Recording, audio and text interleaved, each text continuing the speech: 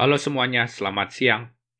Pada video saya yang nomor 21, saya sudah menjelaskan mengenai dependency inversion, yaitu bagaimana modul yang di level atas atau high level modul itu tidak boleh tergantung pada yang low level modul. Sedangkan yang abstraction juga nggak boleh tergantung pada yang bagian detail. Oleh karena itu, saya mengubah si class user manager ini yang dari seperti ini, tadinya save user data codingannya ada di sini, diubah menjadi seperti ini. Ya, jadinya dipisahkan dengan menggunakan satu buah interface. Sedangkan untuk detailnya atau untuk teknisnya, codingannya itu ditaruh di kelas yang mengimplement si data storage ini. Di sini saya berikan contoh ada Firebase Storage dan juga Local Storage.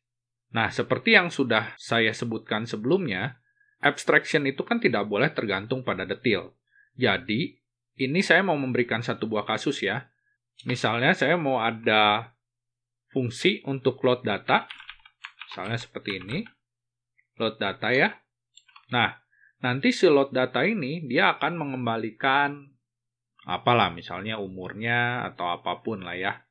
Misalnya seperti itu.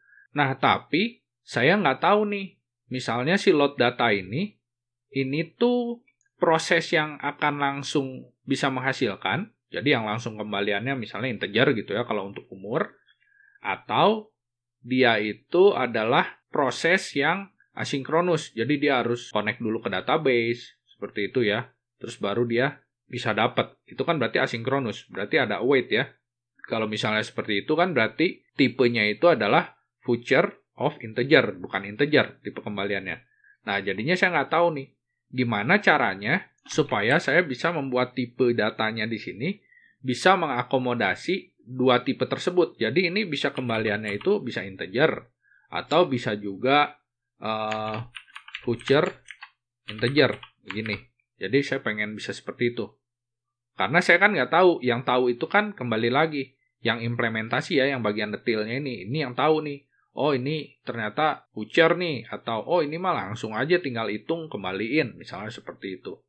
Nah itu kayak gimana nih caranya? Itulah fungsinya tipe future or. Nah sekarang ini saya copy dulu ya.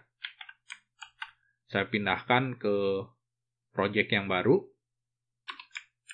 Saya pindahkan ke sini. Lalu di sini saya kasih misalnya integer age begini ya. Untuk umur ini saya kasih 0 awalnya. Nah, sekarang di user manajernya ini saya mau buat misalnya get age ya, misalnya begini, get user age. Di sini misalnya ada data lain ya. Seperti ID-nya, namanya, dan lain-lain, misalnya seperti itu. Nah, di sini misalnya dia minta usernya siapa, lalu di sini nanti akan mengembalikan umurnya. Nah, kalau yang normal, maksudnya langsung bisa dapat ya, ini kan tipenya kembaliannya integer, begini ya. Kalau itu normal. Tapi kalau misalnya dia harus ngambil dari database dulu, terus dihitung lagi, seperti apa, nah itu kan berarti future integer, begini. Nah, gimana nih kalau misalnya tipe kembaliannya modelnya seperti ini? Bisa ada dua macam, bisa future, bisa juga enggak. Nah, ini kita gunakan yang namanya future or. Ini kita import dari Dart async. Jadi future or ini akan mengakomodasi tipe kembalian yang berupa integer atau future integer.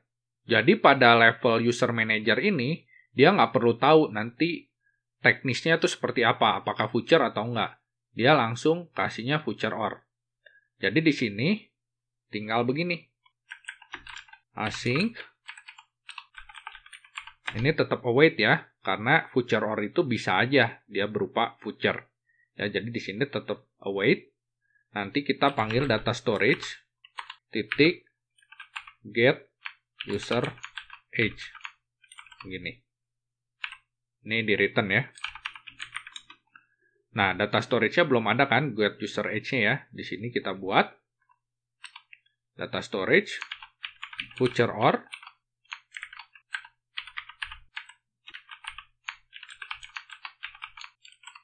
Ini nanti dimasukkan usernya. Misalnya seperti ini. Nah, sekarang baru di sininya kita tentukan. Ini kan bagian implementasinya ya, yang teknisnya. Jadi di sini kita yang tentukan apakah dia voucher atau bukan. Misalnya, untuk yang di Firebase Storage, ini dia ngambil dulu dari Firebase. Jadi udah pasti voucher. Di sini kita implementasi dulu tipenya voucher.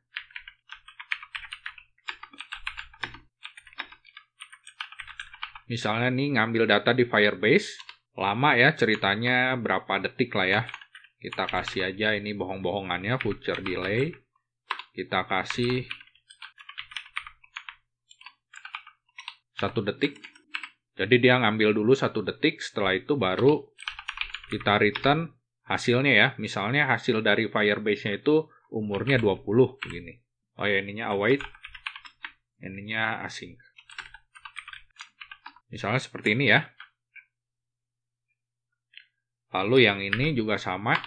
Nah, kalau misalnya ngambil dari lokal, misalnya dia nggak perlu voucher. Di sini misalnya dia tuh cuman ambil tanggal lahir dari user. Nah, di sini bandingkan tanggal lahir dengan tanggal sekarang. Misalnya seperti ini ya. Lalu hitung umurnya. Nah, kalau misalnya seperti ini, berarti kan kita bisa langsung dapat ya, nggak perlu connect dulu ke database atau ngambil dulu dari mana. Jadi ini bisa langsung dapat nih si umurnya. Jadi dia returnnya langsung integer. Nggak seperti yang di sini. Ini kan get user age-nya ada delay-nya nih. Jadi dia harus voucher. Kalau ini kan nggak ya, bisa langsung dapat.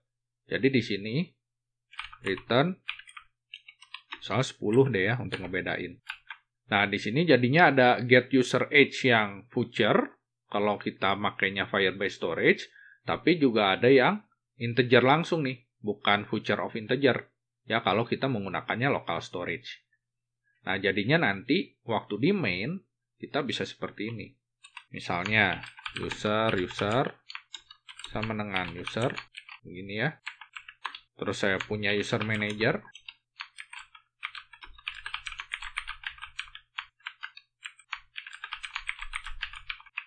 Nah, data storage-nya ini mau yang apa? Misalnya kita pakai yang Firebase Storage. Misalnya seperti ini. Nah, sekarang saya mau ambil umurnya si user ya.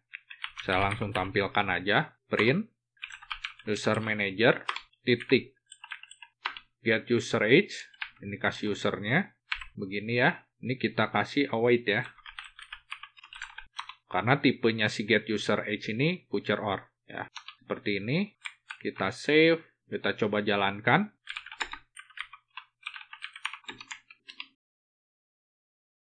Kerasa ya, ada delay-nya tadi 1 detik ya. Kalau kurang kerasa, kita ganti deh jadi 2 detik. Biar lebih kerasa nih. Ini saya jalankan. Nah, baru keluar ya, 20. Nah, sekarang kalau misalnya bukan Firebase Storage nih. Saya ambilnya local storage. Nah, kalau local storage itu langsung dapat ya 10. Tanpa harus nunggu selama 2 detik tadi. Nah, langsung dapat ya. Jadi kita tinggal ubah-ubah aja ini. Mau ngambil dari local storage atau dari Firebase Storage. Oke, jadi dengan demikian, ketika kita menggunakan si voucher or ini, kita masih memenuhi prinsip dependensi inversion tadi. Ya, jadinya si user manager ini adalah modul yang di atas, high level modul. Dia tidak tergantung dengan low level modul, yaitu modul untuk ngambil datanya ini ya dari si Firebase atau dari lokal. Ini yang low level modul karena dia lebih teknis dan kemungkinan berubahnya juga lebih banyak. Dia tidak tergantung di sini. Jadi di sininya mau voucher atau enggak pun ya nggak masalah.